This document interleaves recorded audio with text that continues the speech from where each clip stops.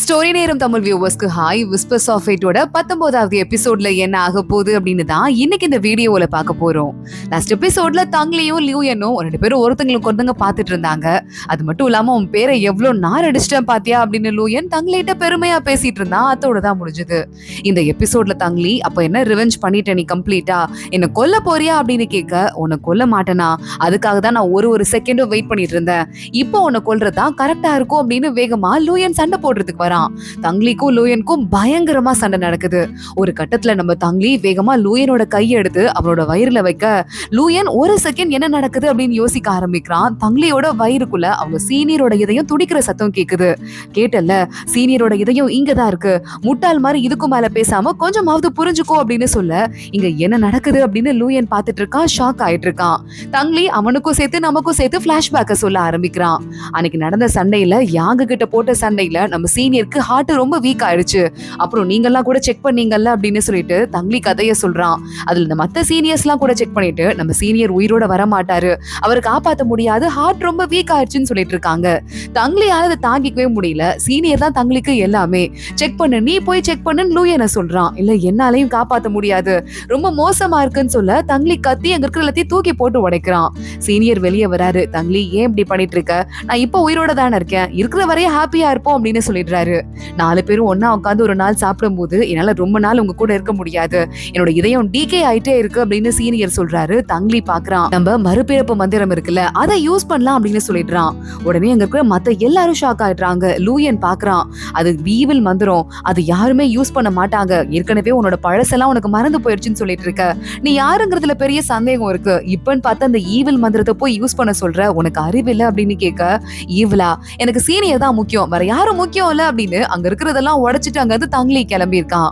அதுக்கப்புறமா சீனியர் கிட்ட தனியா போயிட்டு, ப்ளீஸ் சீனியர், உங்களை நல்லபடியா காப்பாத்தணும், இப்ப அந்த மந்திரத்தை யூஸ் பண்றதுல என்ன இருக்கு, அந்த மறுபிறப்பு மந்திரத்துல ஒரு முக்கியமான ஒரு செக்மெண்ட் இருக்கு, அதுல ஒருத்தங்க உடம்புல இருக்கிற நெகட்டிவ் எனர்ஜி எல்லாம் இன்னொருத்தங்க வாங்கிக்கணும், உங்க உடம்புல இருக்கிறதெல்லாம் நான் வாங்கிக்கிறேன், என்னால என்னையே சரி பண்ணிக்க முடியும், அந்த பவர் இருக்குன்னு உங்களுக்கு தெரியும்ல, அப்படின்னா உங்களை காப்பாத்தலாம்ல, இதை கூட ட்ரை பண்ணி பார்க்க கூடாதா, நீங்க இல்லாத இந்த இடத்துல என்னால இருக்கிறத நினைச்சு கூட பார்க்க முடியாது, ப்ளீஸ் ப்ளீஸ்னு பயங்கரமா கெஞ்ச ஆரம்பிச்சிருக்கான். இவன் கெஞ்சுறத பார்த்துட்டு சீனியரே சரி ஓகே நான் ஒத்துக்கிறேன் அப்படின்னு சொல்லிட்டு ஒத்துட்டு இருந்திருக்காரு. அதுக்கப்புறம் எல்லாமே நல்லபடியா தான் போச்சு. நான் அவர் உடம்புக்குள்ள இருந்து எல்லா நெகட்டிவ் எனர்ஜியும் எடுத்துட்டு இருந்தேன். ஸ்மூத்தா போயிட்டு இருக்கும் போது தான் நீயும் இன்னொரு சீனியரும் உள்ள வந்தீங்கன்னு தங்லி சொல்ல, நாங்க வந்துதான் பிளான சொதப்பிட்டோம்னு சொல்றியா அப்படின்னு லூயன் கத்த ஆரம்பிக்கிறான். எது என்னாச்சு எப்படி போச்சுன்னு எனக்கு தெரியாது, ஆனா சீனியரோட இதையும் இப்ப எனக்குள்ளதான் இருக்கு, இப்ப அதை நீயே ஃபீல் பண்ணிட்ட, மறுபிறப்பு மந்திரத்தோட பாதி தான் என்கிட்ட இருக்கு, பாதி உன்கிட்ட இருக்கு, அதை மட்டும் இப்ப நீ கொடுத்துட்ட அப்படின்னா என்னால சீனியரை மறுபடியும் உயிரோட கொண்டு வர முடியும். அதுக்காக தான் இந்த இடத்துல இருந்து இந்த கிறிஸ்டல் சவப்பெட்டியை திருடி போயிட்டு நம்ம சீனியர் உடம்ப நான் பத்திரமா வச்சிருக்கேன், ப்ளீஸ் எனக்கு அந்த மறுபிறப்பு மந்திரத்தை கூடன்னு சொல்ல, லூயன் நம்புறான். அவன் கண்ணுல இருந்து கண்ணீர் வருது. ஆனா அதுக்குள்ள மறுபடியும் அவன் மூளைக்குள்ள ஒரு சத்தம் கேக்குது. அந்த கோஸ்ட் இருக்கான்ல, அவன் பேசிட்டு இருக்கான். தங்லி வேற யாரும் இல்ல, யாங்கோட மறுபிறப்பு தான், அவன் கண்டிப்பா வந்து உன் மனசை மாத்திர மாதிரி ஏதேதோ பேசுவான், அவன் சொல்ற எதையும் நம்பிடாத, அவன் சொல்ற எல்லாமே போய் அப்படின்னு சத்தம் கேட்க ஆரம்பிக்குது. அதனால லூயன் மறுபடியும் கோஸ்ட கம்ப்ளீட்டா நம்பிட்டு, நம்ப மாட்டேன், பொய் சொல்லிட்டு உன் உயிரை காப்பாத்திக்கிறதுக்காக என்கிட்ட மறுபிறப்பு மந்திரத்தை நீ கேக்குற, நான் உனக்கு கொடுக்க மாட்டேன் அப்படின்னு சொல்லிக்கிட்டு இருக்கான். தங்லிக்கு இதுக்கும் மேல இவனுக்கு எப்படி புரிய வைக்கிறதுன்னு சுத்தமா புரியல. நீ ஏன்டா இப்படி இருக்க, நீ சீனியருக்காக கூட என்ன நம்ப போறது இல்லையா அப்படின்னு கேட்க, நான் பொய் சொல்லிட்டு இருக்க, ஏன்டதான் மறுபிறப்பு மந்திரம் இருக்கு, முடிஞ்சா எடுத்துக்கோ அப்படின்னு லூயன் வேகமா கையில வாள் எடுத்துடுறான். தங்லியும் வாள் எடுத்துட்டு சண்டைக்கு போயிடுறான். ரெண்டு பேருக்கும் நடுவுல ரொம்ப பவர்ஃபுல்லா சண்டை நடந்துட்டு இருக்கு. ஒரு கட்டத்துல தங்லி அப்படியே இந்த மரத்து மேல சாச்சு, உனக்காகவே செய்யப்பட்ட ஸ்பெஷல் மந்திரம் இது அப்படின்னு சொல்லிட்டு லூயன் அவனோட நெஞ்சிலேயே இதயத்துக்கிட்டே வாழ அப்படியே சொருவிடுறான். தங்லியால சுத்தமா முடியல. அடுத்து பூவோட மந்திரத்தை எடுத்து தங்லிய சுத்தி அப்படியே உரைய வைக்கிற மாதிரி அடுத்த மந்திரத்தை லூயன் போட்டுடுறான். தங்லி அசைய முடியாம வாயிலிருந்து ரத்தமா துப்பிட்டு இருக்க, உனக்கு இது பத்தாதுரா, இன்னும் வேணும்டா அப்படின்னு லூயன் சொல்ல தங்லி பாக்குறான். இத்தனை நாள் நான் பண்ண தப்பாலதான் நீ இந்த மாதிரி மாறிட்டங்கிறதுக்காக நான் உன்னை ரொம்பவே பொறுத்து போனேன், ஆனா இதுக்கும் மேல என்னால முடியாது, உன் மனசுக்குள்ள ஒப்சஷன் புகுந்த உன்னையே அழிச்சிருச்சு, இப்போ உன் கையெல்லாம் பாவ கையா அழிச்சுன்னு சொல்லிட்டு தங்லி அடுத்த செகண்ட் பார்க்க எல்லா மந்திரக்கட்டையும் உடைச்சிட்டு வெளியே வந்துடுறான். அப்படியே மேல பறக்க ஆரம்பிச்சிடுறான். உன் டவுன்ஃபால் இப்ப இருந்து ஸ்டார்ட் ஆயிடுச்சு அப்படின்னு சொல்லிட்டு தங்லி பார்த்துட்டு கையில மியூசிக் இன்ஸ்ட்ருமெண்ட் எடுத்து சண்டை போட ஆரம்பிக்க, உடனே அமைதியா பார்த்துட்டு லூயனும் அவனும் அவனோட மியூசிக் இன்ஸ்ட்ருமெண்ட் எடுத்து சண்டை போடுறான். ரெண்டு பேரும் சண்டை போட்டுட்டே இருக்கும் போது தங்லியோட உடம்புக்குள்ள இருக்கிற இந்த சீனியரோட இதயம் ரொம்ப பவரை உள்ள இழுக்க ஆரம்பிக்குது. தங்லியால தாங்கிக்க முடியல, வாயிலிருந்து ரத்தமா துப்ப ஆரம்பிக்கிறான். சண்டையில கான்சென்ட்ரேட் பண்ணவே முடியல. இந்த நேரம் பார்த்து லூயன் தங்லியை அட்டாக் பண்ணலான்னு வர கரெக்டா ஷென் அங்க வந்துடுறான். லூயனை தடுத்து நிறுத்துறான். ஏண்டா யாரா நீ, முன்னாடி நீலாம் புல்ல போச்சிரா அப்படின்னு லூயன் அங்க ஷென்னை அட்டாக் பண்றதுக்கு போக, ஷென் ஒரு புது மந்திரம் வச்சிட்டு இருக்கான். அந்த மந்திரத்தை யூஸ் பண்ணிட்டு இங்க பயங்கரமா லூயனை மறுபடியும் அட்டாக் பண்ணிட்டு இருக்கான். லூயனால தாங்கிக்க முடியல, அவனுக்கு உடம்பெல்லாம் வலிக்க ஆரம்பிக்குது. நீ செத்து போடா அப்படின்னு சொல்லிட்டு ஷென்னை பயங்கரமா அட்டாக் பண்றதுக்கு வர தங்லி பாக்குறான். இருக்கிற எல்லா எனர்ஜியையும் விட்டு நிறைய சக்தியை வச்சு அந்த இடத்துல இருந்து லூயனை துரத்தி விட்டுறான். அதனால ஷென் உயிர் தப்பிச்சிருது. தங்லியால சுத்தமா முடியாம கீழே விழுந்துட்டு இருக்க ஷென் பக்கத்துல வரான். நீ அவனை கொல்ற ஐடியாலேயே சுத்தமா இல்ல, ஆனா ஒண்ணு, நான் கொல்ல போகும்போது நீ தடுக்கல, எனக்கு அது போதும் அப்படின்னு சொல்லிட்டு தங்லிக்கு ஹெல்ப் கூட பண்ணாம லூயனை தேடுற அப்படின்னு ஷென்னு ஓடிடுறான். தங்லி அங்கேயே மயக்கம் போட்டு விழுந்துடுறான். இங்க தங்லியை தேடி ஆளுங்க கூட்டமா வராங்க. யார் கண்ணையும் தங்லி படவே இல்ல. ஆனா நம்ம ஷீஷி அந்த பக்கமா வரா. அவ தங்லிய பாத்துடுறா. தங்லி கிட்ட நேரா வந்துட்டு கையில வேகமா வெட்டிக்கிட்டு அந்த ரத்தத்தை தங்லியோட வாயில குடுக்குறா. ஆனா காயம் ரொம்ப பெருசா இருக்கு. இந்த ரத்தம் பத்தாது அப்படின்னு மறுபடியும் பக்கத்துல இன்னொரு தடவை கையில வெட்டிக்கிறா. அந்த ரத்தத்தையும் தங்லியோட வாயில ஊத்திட்டு இருக்கா. தங்லிக்கு லேசா நினைவு இருக்கு. ஷீஷி ஹெல்ப் பண்றத அமைதியா பாத்துட்டு இருக்கான். அப்படியே ஒரு 3 நாள் டைம் ஓடி போயிடுது. அதுக்கப்புறம் தான் தங்லி கண்ணை திறக்கிறான். பக்கத்திலேயே சியூன் அவனை பார்த்துட்டு உட்காந்துட்டு இருக்கான். தங்லி எந்திரிக்கிறத பார்த்துட்டு சியூன், யோ தந்திரனரே ஏஞ்சிட்டியா அப்படின்னு பக்கத்துல வர, ரொம்ப நேரம் தூங்கிட்டேனா அப்படின்னு தங்லி கேக்குறான். 3 நாள் ஆச்சு. ஷீஷி தான் உன்னை பார்த்தா. அவதான் உன்னை அப்படியே முதுகுல சுமந்து தூக்கிட்டு வந்து உள்ள விட்டா. நல்ல வேலை உனக்கு ஒண்ணும் ஆகல. இங்க அந்த சுன்ஷியோட மாஸ்டர் இருக்காருல, அவர் கூட வந்திருக்காரு. அவங்க கூட சில விஷயங்கள்லாம் பேசிட்டு இருந்தாங்க. உனக்காக கூட வெயிட் பண்ணாங்க. நான் போய் உங்ககிட்ட விஷயத்த சொல்லிட்டு வரேன் அப்படின்னு சியூன் அங்க இருந்து கிளம்புறான். தங்லி ட்ரெஸ் எல்லாம் போட்டு ரெடி ஆயிட்டு இருக்கிறதுக்குள்ள அங்க ஷீஷி வந்துடுறா. ஏஞ்சிட்டீங்களா அப்படின்னு கேட்டு வேகமா ஓடி வரா. தங்லி அவளோட கைய பாக்குறான். கட்டுக்குள்ள 2 பெரிய காயம் இருக்கு. இன்னும் கொஞ்சம் விட்டுருந்தா நரம்பு போயிருக்கும் தெரியும்ல அப்படின்னு தங்லி கேட்க, அதான் ஒன்னும் ஆள் இல்ல, எனக்கு ஏற்கனவே பழக்கம் இருக்குல்ல அப்படின்னு ஷீஷி சொல்றா. இது ஒரு பெருமை நீ நினைச்சிட்டு இருக்கியா? எனக்கு காப்பாத்தாதான் உனக்கு நான் ஆல்ரெடி சொன்னேன்.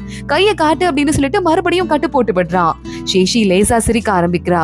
தங்லி அவ மருந்து கொண்டு வந்திருக்கா, என்ன ஏதுன்னு கூட கேட்காம அவன் கொடுத்ததை நம்பி அப்படியே குடிக்க ஆரம்பிக்க ஷீஷிக்கு சந்தோஷமா இருக்கு, சிரிக்க ஆரம்பிக்கிறா. சரி ஷென் எங்க போனா அப்படின்னு கேட்க, ஷென்னுக்கு உடம்பு முடியல, ஆனா அவர் இப்போ கொஞ்சம் நல்லா பரவாயில்லாம ஆயிட்டாரு, பக்கத்து ரூம்ல ரெஸ்ட் எடுக்கிறாரு.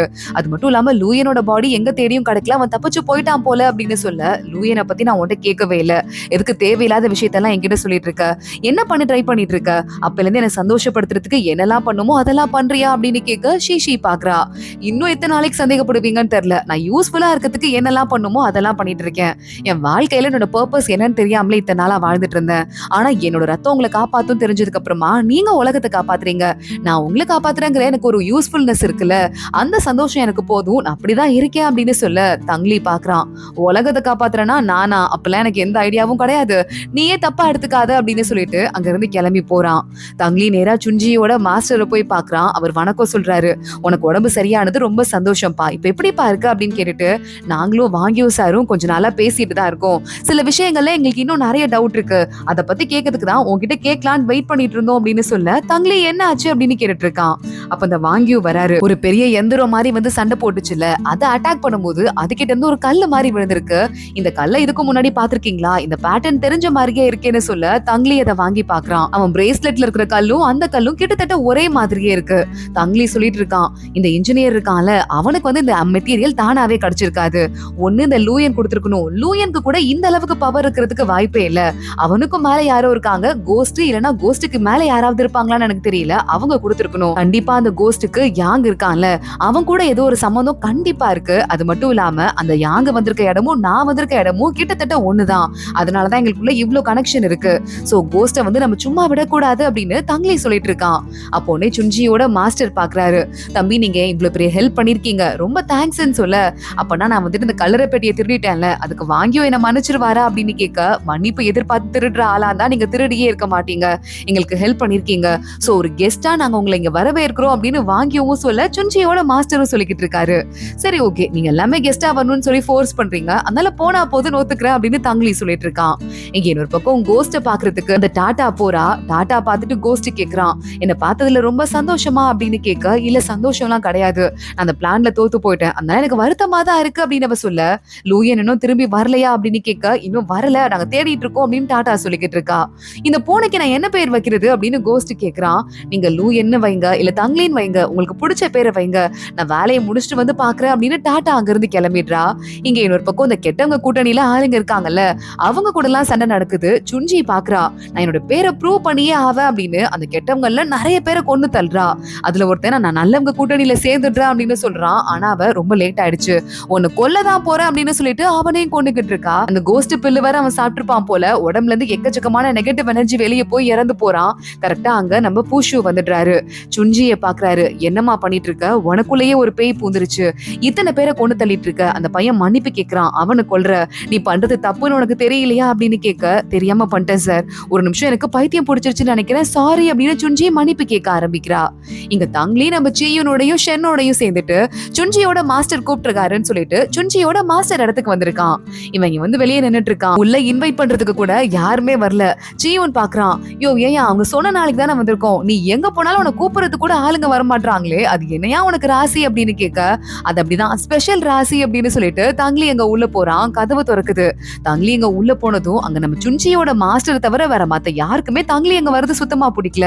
வேண்டா வெறுப்பா உட்காந்துட்டு இருக்காங்க. சுஞ்சியோட மாஸ்டர் வேற இங்க ஒன்னும் வரல அப்படிங்கறதால நம்ம தங்லிய உங்க கூட வந்திருக்கவங்கள மட்டமா ட்ரீட் பண்றாங்க. ஷென்னை பார்த்துட்டு, நீ ஒரு கொலைகாரன் தானே, நீங்க வந்திருக்க அப்படின்னு கேட்க, நீங்க யாரையும் கொலையே பண்ணது இல்லையா அப்படின்னு ஷென்னு கேக்குறான். நாங்க பண்ணிருக்கோம், ஆனா காசு வாங்கிட்டு பண்ண மாட்டோம்னு சொல்ல, ஏன்னா உங்களுக்கு அந்த அளவுக்கு திறமை இல்லைன்னு யாரும் காசு கொடுத்திருக்க மாட்டாங்க, எனக்கு அந்த திறமை இருக்கு அப்படின்னு ஷென்னு நக்கலா பேசிட்டு இருக்கான்.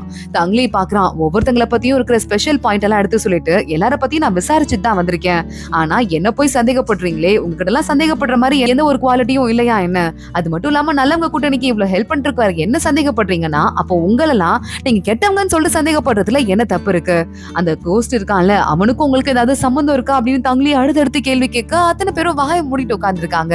அதோட தான் இந்த எபிசோட் முடியுது. அடுத்தடுத்து என்ன ஆக போகுது தொடர்ந்து பார்க்கலாம். இந்த வீடியோவை லைக் பண்ணிக்கோங்க, மறக்காம நம்ம சேனலுக்கு சப்ஸ்கிரைப் பண்ணிட்டு பெல் ஐக்கானையும் கிளிக் பண்ணிக்கோங்க. அடுத்த வீடியோல பார்க்கலாம். அது வரைய பாய்.